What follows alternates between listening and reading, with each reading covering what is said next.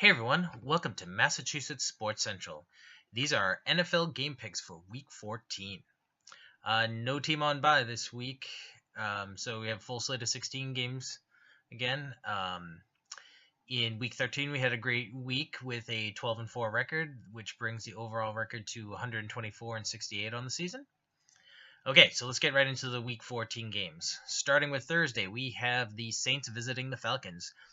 These two teams are backloaded as they play two times in the last four games. So you can have the Saints put the hammer down and lock the division down or the Falcons can show it isn't over, and the second game in a couple weeks will be huge. I could see the Falcons pulling it out, but I think the Saints are really good this year and will win it 28-24. All right, on to the 1 p.m. Sunday games. Starting off, we have the Colts visiting the Bills. While the Bills have been having issues recently, the Colts aren't lighting it up either and are a far worse team. At this point, it seems like there could be issues with Taylor playing. Even with Peterman, I will give I will take the Bills, but with very little confidence. I'm going to assume Tyrod plays, so we'll go with a score of the Bills 24-17. Our next game is going to are the Cowboys going to Jersey to take on the Giants. Looks like Eli will be back in the starting lineup. It will be interesting to see if New York rallies around the GM and coaching changes and plays above their heads, or if the season-long dysfunction continues.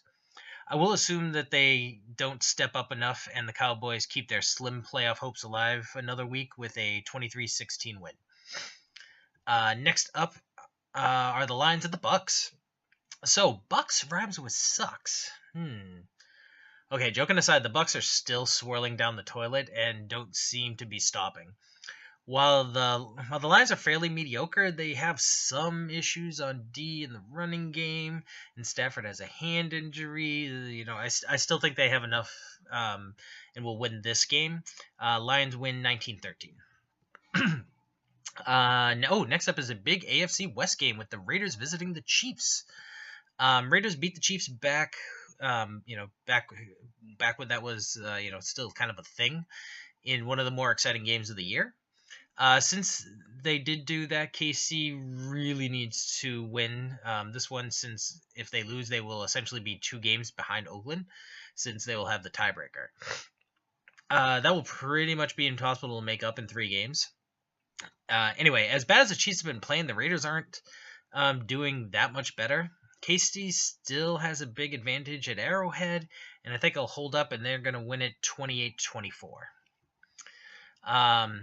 We have the 49ers visiting the Texans up next. Game of 2 teams not going anywhere. I am going to go with the 49ers with the momentum from the start of the Jimmy G era.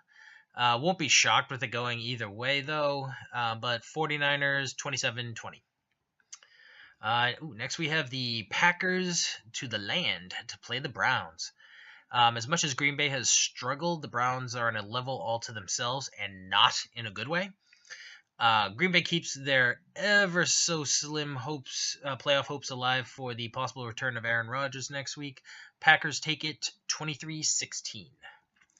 All right, next up are the Bears at Bengals. Another game of 2 lousy teams. I really have no idea what will happen with this one. I can make arguments for either based on various strengths and weaknesses of the teams. I think that since he has the advantage of quarterback for sure, and right now, and they're at home, so I am going to take the Bengals 21-13. All right, last early game is one for the NFC playoffs with the Vikings facing off with the Panthers.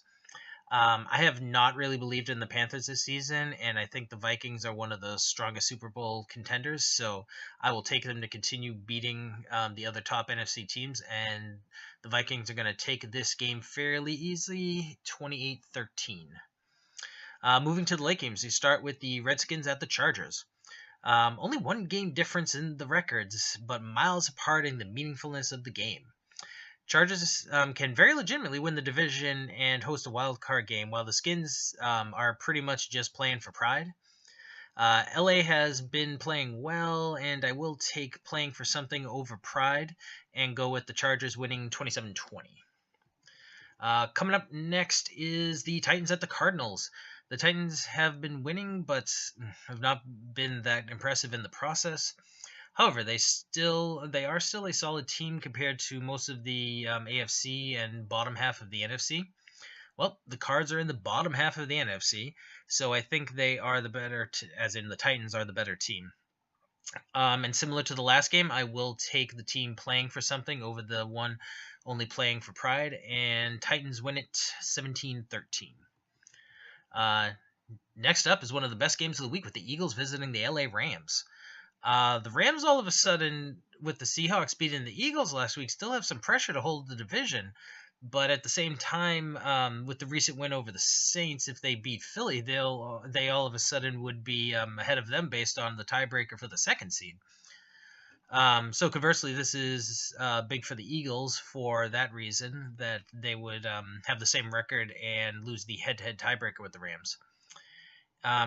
It's hard to say who will take it, since the Eagles do have that knock of not really beating anyone good and are on the road again. Another tough one that is tough to call and won't be surprised by pretty much any result, but I think Philadelphia is for real and will bounce back and win a good close game 30-27. Final afternoon game is the aforementioned Seattle Seahawks visiting Duval County to face off with the Jags. I have not tried to hide the fact that I have never warmed to the Jags this season and don't see them doing much in the playoffs. On the other hand, the Hawks were my preseason Super Bowl pick for the NFC. So, obviously I thought much more highly of them. That Eagles game showed that they should, not get written off despite all of those high-profile injuries on the defense. The Jags have a great defense too, and I think that Seattle will struggle to put up big points. But I also fully expect to see Bortles play like one expects Blake Bortles to play, and lose this game despite the defense doing enough to win. Seattle takes it 17-9. Moving to primetime, we have the Ravens going to Hines to play the Steelers. This is a pretty big game since the Steelers are looking for the number one seed for the AFC and can't afford to drop any winnable games to secure it. On the other hand, the Ravens control their own destiny. However, if they lose, they could still easily be in a three-way tie with Buffalo and the second place AFC West team. Now, this is by far the toughest game left for Baltimore, so it isn't a must-win since that three-way tie is the worst-case scenario, and Baltimore has an easier schedule than any of those four potential teams, but winning would essentially punch their playoff ticket. These are always tough games for both sides, and even though the Ravens have been exceeding my expectations recently, the Steelers are just a better team and have plenty to play for, even if they didn't always want to beat each other anyway. And I'm going to take the Steelers, taking this one 20-14. All right, last game on Monday night. We have the Patriots traveling to Miami to take on the Dolphins in the team's second meeting in 2 weeks. With Gronk suspended for the game and the Dolphins' big offensive output last week, the Pats can't take them lightly. All right, sorry, I couldn't say that with a straight face.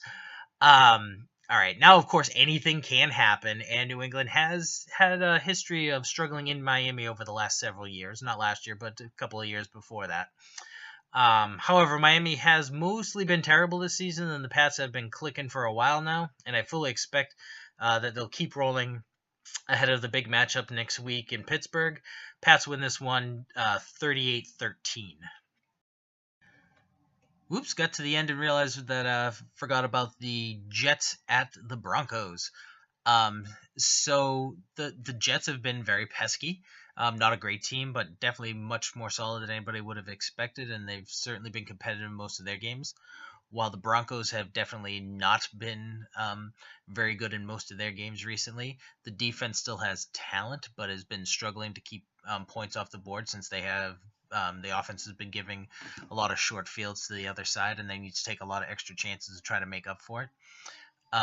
Also, I just don't think the defense is as good as it used to be either.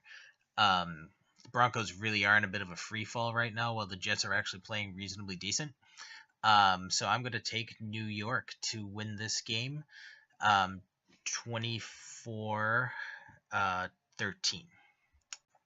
Okay, we will review our picks after all the games next week as usual.